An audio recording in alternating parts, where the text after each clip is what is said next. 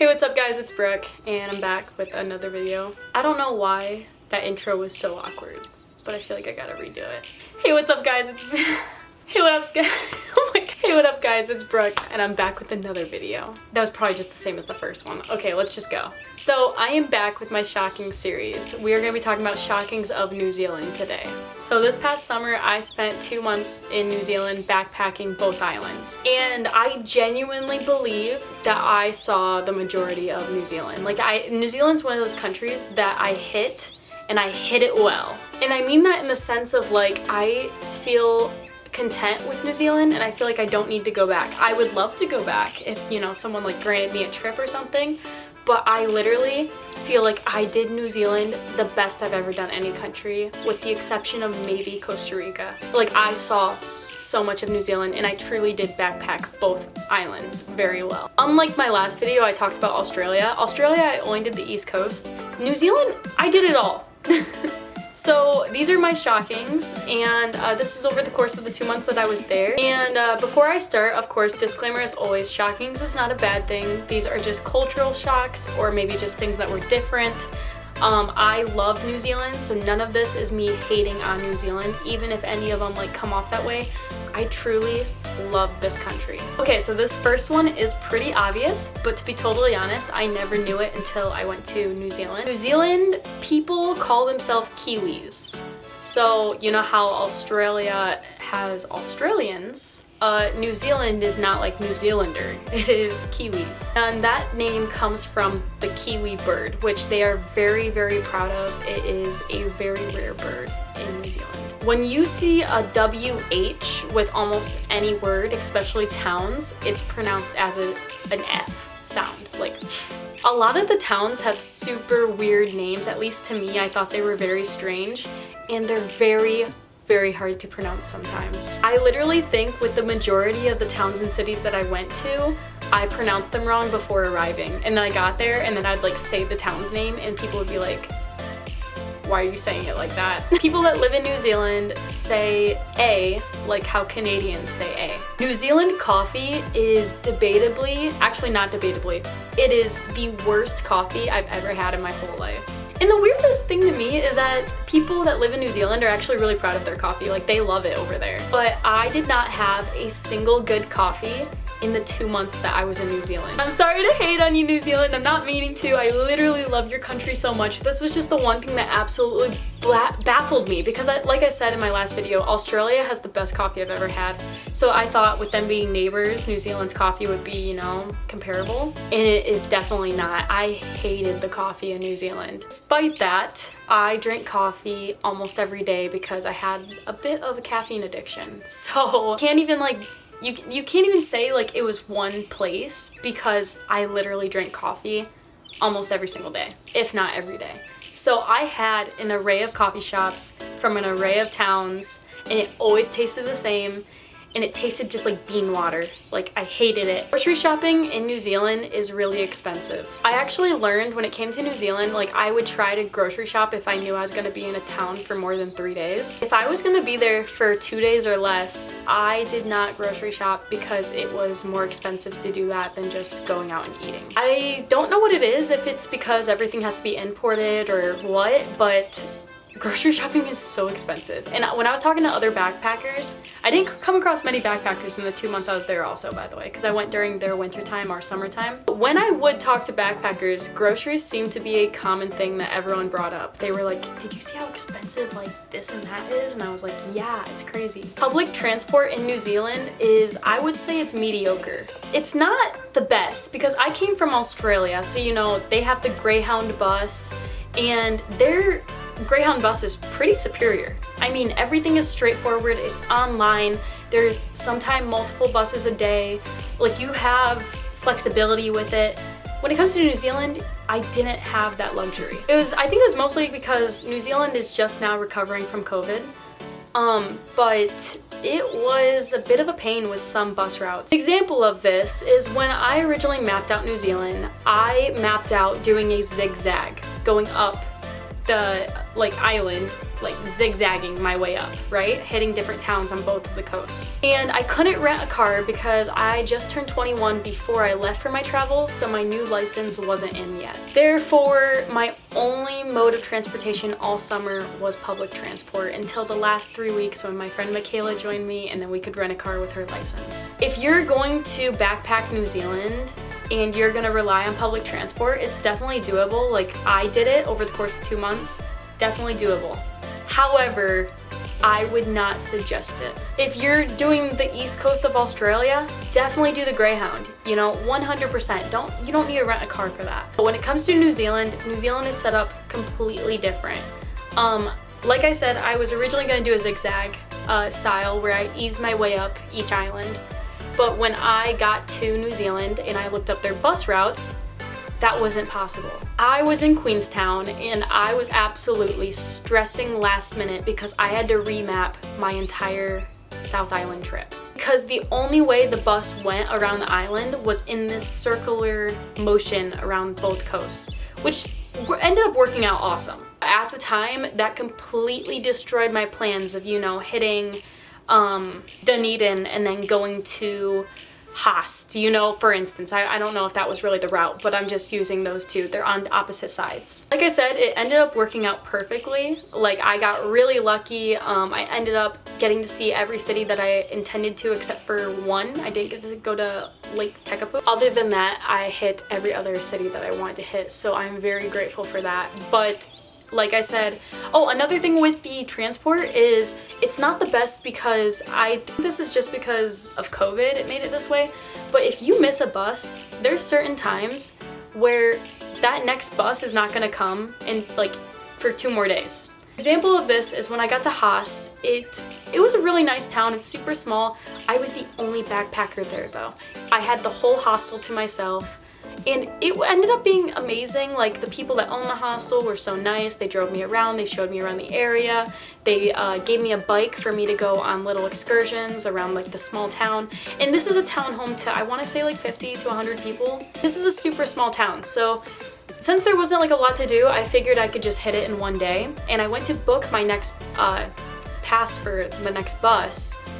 And unfortunately, the next bus wasn't until 2 days later. So and this happened a couple times where the buses only come certain days of the week for certain cities, even the touristy places, because I hit all the touristy spots. So you don't have that flexibility. If you're gonna do public transport in New Zealand, I recommend 1 month per island, to be honest. Like, I'd say 5 weeks for the South Island, 3 weeks for the North, because it is not easy. There is no snakes in all of New Zealand, which I appreciated so much because your girl's afraid of snakes. In fact, there's kind of a lack of wildlife. I always thought New Zealand would have just like crazy wildlife. I don't know what made me think that, but when I thought of New Zealand, I always thought of like a moose or bears. I don't know, I just thought it has the perfect climate for all of these different animals. But then you get there and it's mostly farm animals. New Zealand has so much sheep and pigs, and their pigs look different, and cows, mostly farm animals. Goats is a big one. And it is really cool, but it's just, there's not a lot of wildlife, it seemed like. Oh, they do have eels. Oh my gosh, they have freshwater eels.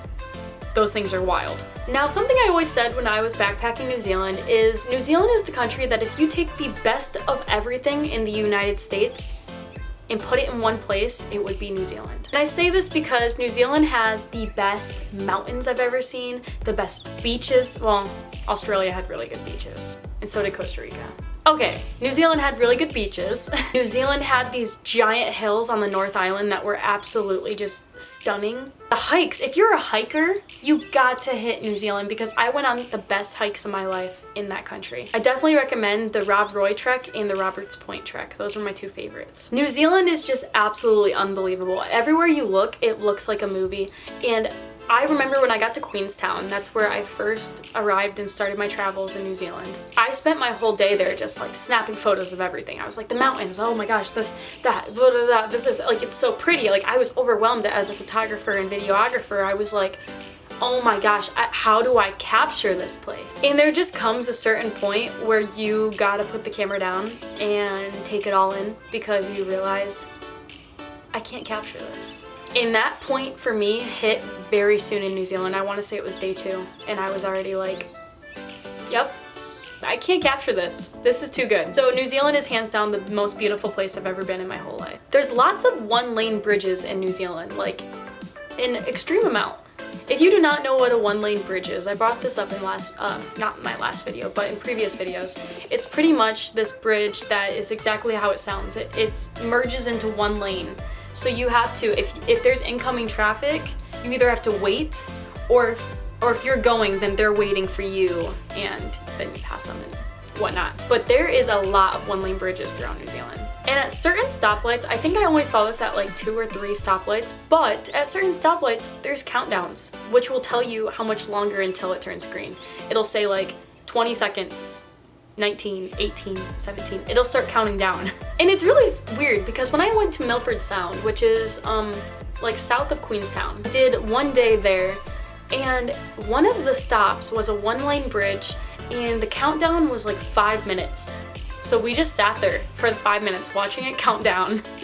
It was bizarre because I've never seen that. Something else to go back to the buses is bus drivers are really nice. At least I never really had a bad experience with any New Zealand bus driver. And they're so nice. In fact, if you want, sometimes they will drop you off at specific locations. Now sure, if you're taking a bus to a town like Christchurch, which is very, very busy, it's one of the biggest cities in New Zealand, or maybe if you're taking the bus to Queenstown or Auckland, those are the most popular areas. In fact, I think those are the 3 most popular cities, maybe even Dunedin, you know, throw that one in there. In those towns, it's busy, so you're most likely not gonna get them to drop you off right at your hostel. However, if you're hitting a town, like for instance, when I hit Franz Joseph, my bus driver asked me as soon as I got on the bus which hostel I was going to, and he dropped me off right at it.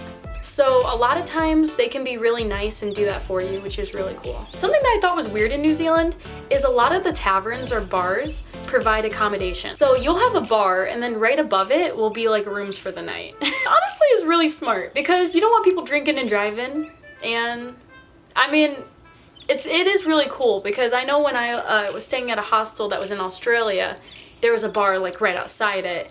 And that was really cool because then you could like get up from your room, go out to the bar, chat with people. So it is actually pretty cool. The bread in New Zealand just hits different. I can't explain it. No bread is bread, but in New Zealand, it smacks. Maybe it was because I was a backpacker at the time and the standards weren't very high, but it was really good. In New Zealand, they call hostels backpackers. So if you are looking around for a hostel, you might want to ask someone if there's a backpackers anywhere nearby because sometimes they don't know what you're talking about when you say hostel. Usually they do, but they call them backpackers. Bakeries in New Zealand are amazing. This is probably the thing I miss the most, or one of the things I miss the most from New Zealand, is the pastries, because there's this place called Copeland's and they have the best pastries and it's pretty affordable. If you are ever in New Zealand and go to Copeland's, I highly recommend the ginger kisses. They were my favorite snack all summer. There's also these things called cookie caramels, and it's pretty much like this sheet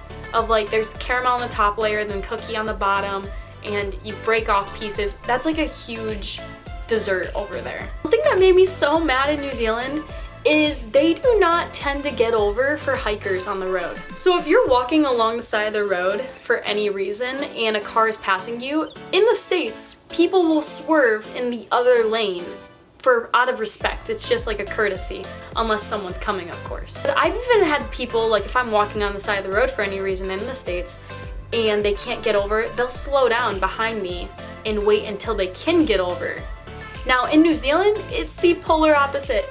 People will stay right in their lane and right on that line where you're pretty much like walking, because there's not like a lot of sidewalks next to the road, in my experience at least. But they don't care. It's almost like you feel like the wind come off every single car that passes you because they're that close. Also, a lot of the hiking trails, in my opinion, aren't marked very well.